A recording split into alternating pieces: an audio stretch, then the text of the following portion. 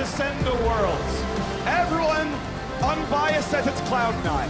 The best international team is Cloud9. Who do you send to Worlds? You send Cloud9.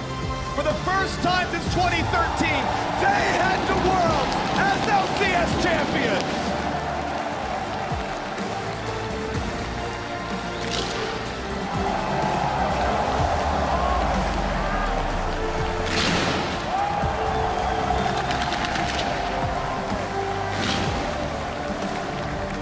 What a way to end it. The unofficial Penta coming through there for Berserker. Fudge hoisting the trophy. Has been a man on a mission since his swap back to top lane. This team absolutely deserves it. They have peaked at the exact right time. They have showcased the heights that they can rise to, and it is far beyond the competition. They have ramped up this whole playoffs, improving constantly, coming together as one to deliver us the 3-0 of the entire playoffs with a dominant win here. And I have to commend grit and determination.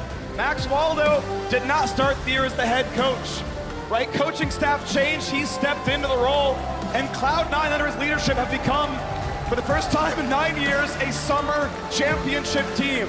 We think back to them heading to the World semifinals, beating a Freak of Freaks. The first time the LCS ever made World Semis. Blabber was on that team. Jensen was on that team. They're coming back with a vengeance.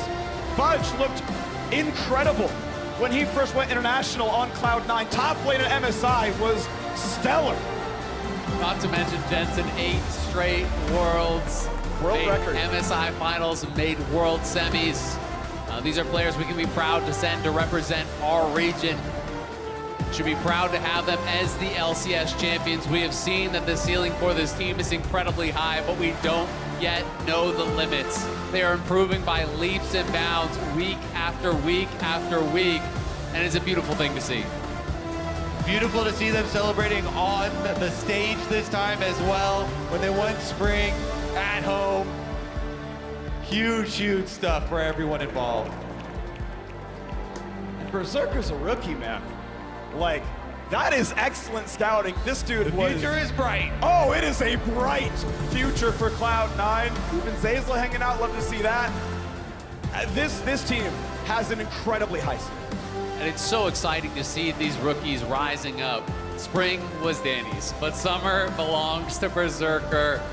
This playoff run from this man, the amount of confidence they have in him was incredible and was shown to be correct, was shown that he deserves that faith in him, that he can take over the game when they need it. Still so impressed with the role swap from Sven as well. Yeah. Speaking of AD carries, slotting in instantly as a support, drawing multiple bans here, handling the meta on both enchanters and engaged champions. Cloud9, a very flexible roster they've put together. They're the team that in a lot of ways was defining the meta. Fudge, showcasing the power of the top lane counter picks here. In back-to-back series when they played EG, when they played 100 Thieves the first time around, was showcasing that, you cannot just blind pick these champions that people were doing in the league. He was punishing it with the Camille, he was punishing it with the Fiora, and really did, I think, set the bar for what we want from these aggressive picks.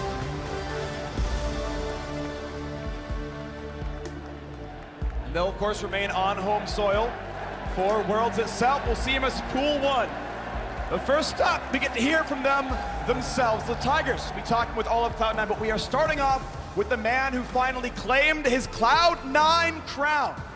Take it away with Jensen. What a moment for Cloud9. A moment for all of the fans that have supported you here today. Jensen, I had to speak to you first. This is your first title with Cloud9, 3rd overall. Considering your history with the organization, the tumultuous journey you faced just this year, what does this mean to you? Oh man, this whole thing is pretty crazy. Having a split off and then coming back to C9 and then winning it all was not something I could imagine happening. So I'm really happy that I was finally able to win with C9 because it was something I tried for so long and failed for so many years, and finally did it. And what a fashion to do it in. A 3-0 here today, faster than the last time you faced off against this team. What was it about you and the rest of the squad that allowed you to dominate in such a way? I think we just complement each other very well when it comes to how we want to play the game. We're very selfless when we need to be, and yeah, I mean, I think we kind of just figured out how to play together as a team, and I think right now we all kind of know how we want to play the game, and it seems like the stars kind of align, and it helps a lot that it's like a very 80-centered meta, and we have Berserker, so that helps too. I do have one more thing to down upon your crown to officially make you a champion.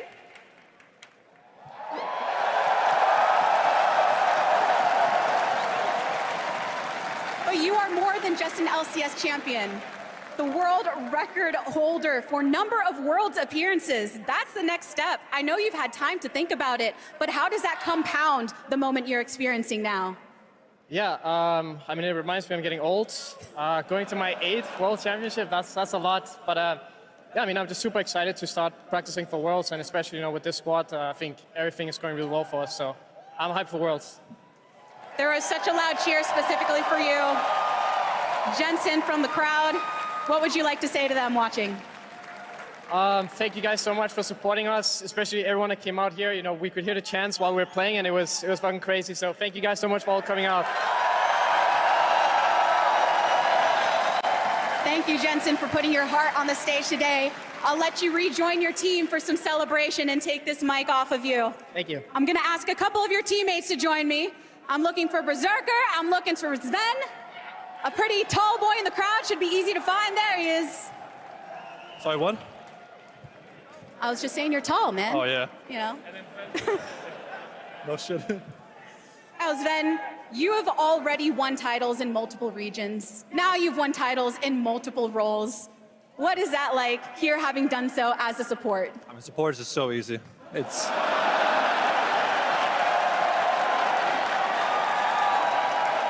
Some words from Aframu, but are you sure it's not just you and the way that you were able to play today? Yeah, I'm sure. Trust me, I'm sure. I mean, I have a psychopath in the jungler, and I have a really good AD carry with good mechanics. So I realize I do whatever it takes. I pick Lulu and I pick Yuumi. I say, go guys, you got this. I press E. It's not pretty, but the job gets done this way. I'm gonna ask you to share the mic with Berserker right now. Berserker. Okay. So early in your career, you won a title today. Yeah. How does that feel? Really happy now, and to be honest, kind of bored. Yeah, kind of boring. Why was it boring? Huh? Why was it boring? I don't know, just kind of easy.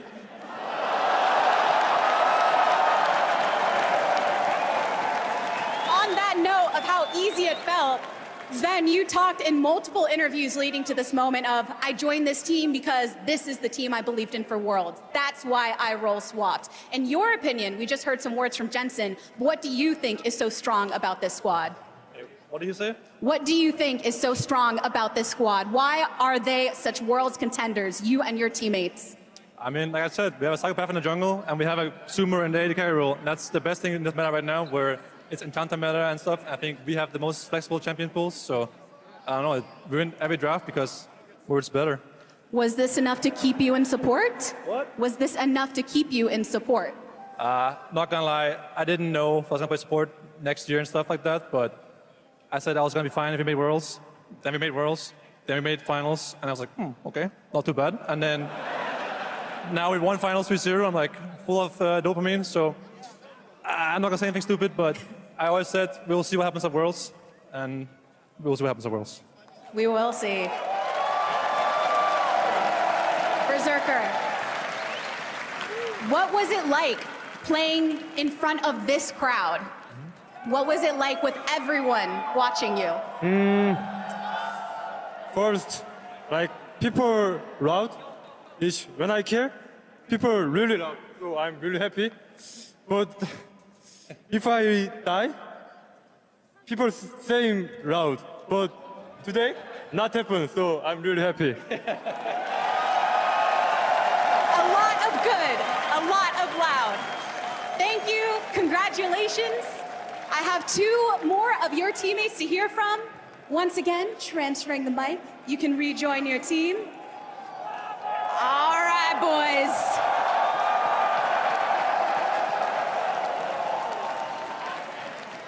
Come on down. Oh my goodness. Blabber, Fudge. Last time we were here, there was no one in the audience. It was a whole different vibe. What was this like here today for you? I'm really happy to be able to win in front of a crowd. Every time I've played in front of a crowd, I've kind of gotten really murdered, I would say, in all of my matches. 2018, then Worlds 2019. I haven't really had the best performance in front of a crowd, so I'm really happy we were able to take this win today. Speaking of performance, everyone was talking about how much you smashed it. Why were you popping off so hard? I think we are just better in every role.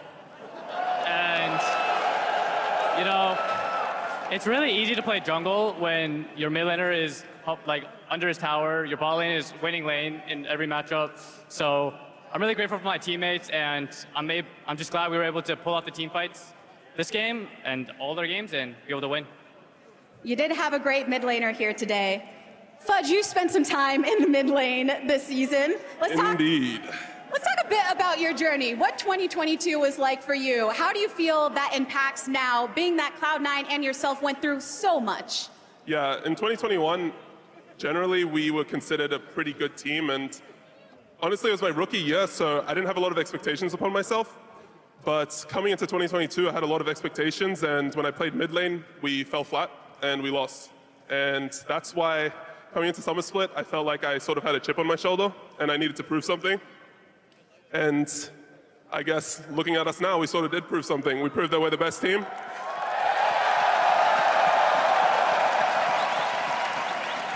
And seemingly, it's not even close. You proved this in so many ways. I mean, one of the big points in this victory, the champ pools that the both of you have, so much flexibility. Fudge, how much of that is you two as players always wanting to challenge yourself to grow versus the team really encouraging you to be those pillars in that way? Well, I think Blabber actually does a pretty good job of pushing his teammates. Always is the main voice in draft. He always talks the most in draft meeting, and he's sort of annoying, honestly. But I think he pushes all of us to learn way more champions every single week. So I'm really happy with how Blabber's been doing, especially in terms of preparation, and I think that's helped us a lot. Obviously, our drafts are just really easy because we're just better and we can play all champs. We hear a lot about the voice that you have, Blabber, and being someone where they all want to follow your calls, follow you through, or maybe sometimes put a little bit of a leash on you and wrangle you back. Do you feel like the team let you unleash today and supported the way that you wanted to play the game? Yeah, I'm really grateful to have the teammates that I have. You know, my whole career, basically. They,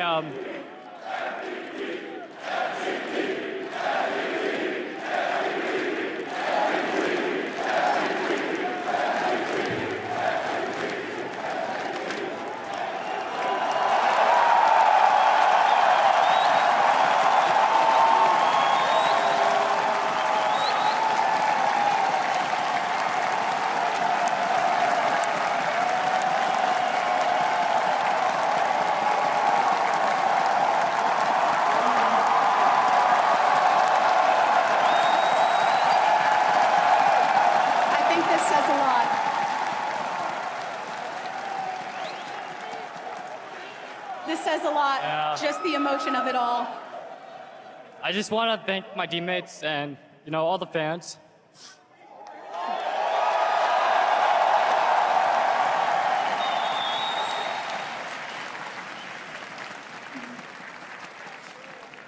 Just thank you all very much, and I really appreciate it. We appreciate you so much, Blabber. As we bask in this moment, Fudge, last words for the fans on Cloud9's behalf, on your behalf, being such a vocal voice.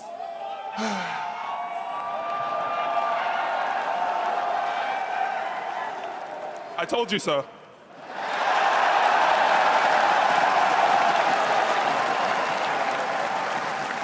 The Cloud9 believers players rewarded here today. What a series we have enjoyed. It is time to continue our conversation on the analyst desk.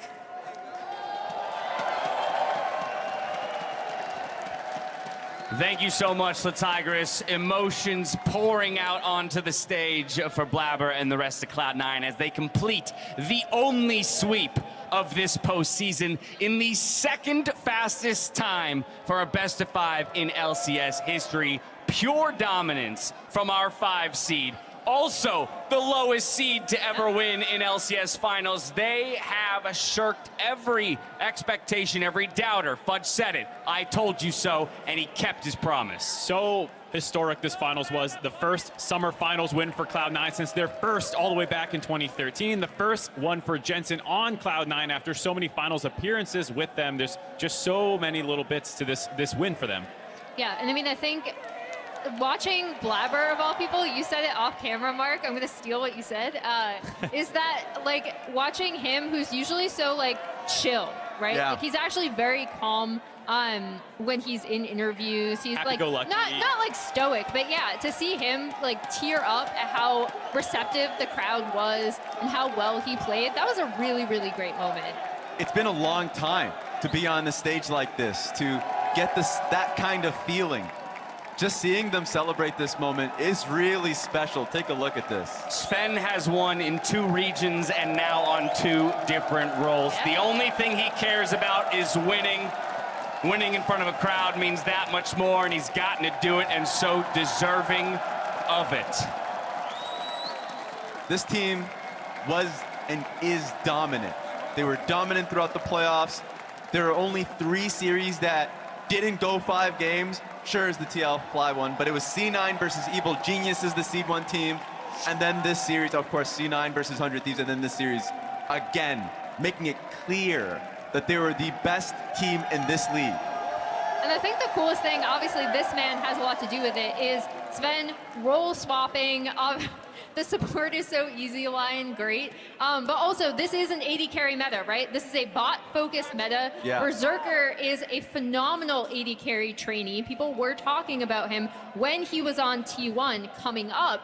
And I think the way the team plays around him and facilitates him, and then additionally, Berserker himself frontlining just reminds me of all of the, like, 2015 Juggernaut comps where you would just be frontlining as your AD carry and get buffed. It was great. That last fight where he was at 100 health or lower, like last 20, 30 seconds of it was just absolutely insane. Just dishing out the Silver Blade. Like, yeah, this team is stacked top to bottom. Every position feels incredible. Yeah, even the words that he had. Take a look at him making his round. Woo! Everybody That's a zoomer! That's a zoomer! He's going fast. The camera can't catch up to him. Where is he? He's too fast! Yeah! Oh my god, I'm afraid he's... I know. I'm like, oh, please. That little light thing We don't need any. Yeah. But again, so deserved, and what a rock star he's been. So remember the words he said. He's kind of bored in the series. This is the most exciting part. He is so insane, man. I love the fact that he was able to get that chance on C9 in this region, in the LCS, and he showed the region and soon the world his performance. And that man there, Jack. Yes. As well, we can't forget Jack, right? This is a guy, this is an organization that time and time again have been questioned about their process, have been questioned about the systems in place, and time again, he finds a way to disprove all the doubters. Credit is where credit is due. Making a finals every single year. Yeah. Every year. In the LCS. And like you said, making unpopular moves. There's been a number of players that Jack, at the right moment, has said, I think there's another route we can go that will help us more in the long term. It doesn't always, there's a meme. C9 lost the offseason. Yep. It's a meme in the community because he does the unpopular move, and at the end of the year, there they are in the finals again, making worlds again. Especially the crazy moves where you're like, okay, you just made the decision to not have your MVP of Spring Split. Yep. And you can say very clearly after this series, Fudge, MVP in the top lane of the playoffs. He was the best top laner, the most flexible top laner. And you can go down the line kind of like what the players said, that they were the best players in every position, and they made it clear. You talking about going down the line. Let's stroll down memory lane by refreshing the 3 games that took place in this series. Let's kick off game number 1. What do you guys even recall from that? I'm still trying to shake off the way the Sivir was playing in that 3rd and final game. It was the mouth fight into the cannon.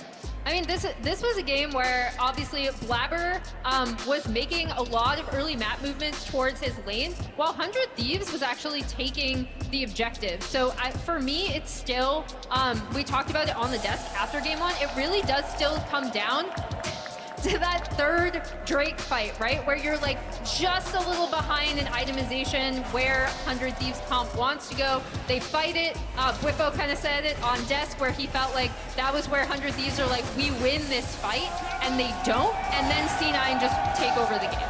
Yeah, I mean, this is what makes Cloud9 so good, though, is it feels like every single person can basically be a carry. You know, in this game, you have the Nocturne locked in, double AP solo laners, and they execute so well in team fights. It was a team that, when constructed, everyone kind of saw the potential that this roster had on paper, and now in the finals, really showing it off. Game-defining moment right here. We broke it down post-game, but landing a massive cannon ult onto 3 helps push Cloud9 over the edge. 100%. We'll see it throughout the series. Is Cloud9 on different looks. This wasn't a very early game look. This is a fight that they needed to win to be able to win this game, and they did that. And then you see them going towards later on in the series, Zilean and more scaling options, and that's what makes this team scary, is that at some point you're going to be aware of the picks that they're going to go for, but they are so damn good on them. I love that you bring that up, because I want everybody to like imprint that team comp into your brain, because when we flip to game 2, if we were to wipe the nameplates clean, you'd probably not believe that it's the same team, considering the adjustments that were made throughout the series. And we heard Fudge and we heard Blabber talking about it. They think that they've got the best player in every role, but not only that, they've got the deepest champion pool in every role. So they have so many different places they can go to try and find an answer strategically. Yeah, I mean, name people who are performing better than them elsewhere. You know, like, is any top playing better than Fudge? No. Jungler, Blabber, right now, no. And so top to bottom, I think you could really make that case, especially with the champion pool diversity like you're talking about, when you can see in game 2 how much they can swap their drafts around depending on what the enemy is doing and what side of the map they're playing on. Yeah, I mean, the playoffs is just a completely different element. You're playing in a best of 5. You're tested in different ways. I love that in an interview that Fudge was talking about Blabber and how he challenges them in drafts meetings to just play different things, right? Because it's ultimately going to be really helpful during the regular season when they're playing different picks, very much similar to this. Sure, Neela, we didn't see it in this series, but we saw it during the regular season and the playoffs. And what we saw eventually here, as you can tell, the Zilean and the Jax counter to the Fiora. Now, it didn't do too well in lane because it did get the gank in the early skirmishes that fell behind. But the Zilean was the most impactful champion in this game. So even more than game 1, this was a game for Blabber for me, right? Because this is where you're relying on Blabber with that Wukong jungle sped up by the Yuumi, that combo. We've talked about it so many times in the LCS. And then on top of that, he also has a Zilean. So like, if he is going in, the rest of the team is following. This, I believe, is the team fight where the game kind of turns around like decidedly in their favor. And you can see just how difficult it is to fight against getting healed up and sped up by Yuumi, the Zilean. Like, everyone just kind of stays alive. And for me, it really does start with Blabber on that Wukong. I'm just looking at Sven. What are you talking about? You heard him in the press interview. E. He pressed E, he pressed R, he sat around, he might jump off them once every now and then. Support's so easy, dude. I mean, let's not forget, though, this was a game that 100 Thieves was leading in. So it did take a couple of those kind of comeback fights, those interesting angles for Cloud9. But we've heard it said, we'll say it again, you give them an inch, they'll take a mile, and that's what happened in this game. Yeah, you're talking about the angles, specifically from Blabber in that red pit, flashing over the wall, finding the pick on FBI that really got this game going in the opposite direction towards Cloud9. And then from that point forward is just absurd for 100 Thieves. They were just getting rolled over. That's a supreme display of cat mechanics right there. I hope you all are taking note. Never seen a Yuumi like that. Never seen a Yuumi like that. That's a 3-0 Yuumi right there. That's a championship-winning Yuumi. Muscles on muscles. By the way, can we talk about how sweet the LCS championship drip looks? These guys look fantastic. They're looking good. And those jackets. Here we go to game number 3. People might forget that this started with a crazy level 1.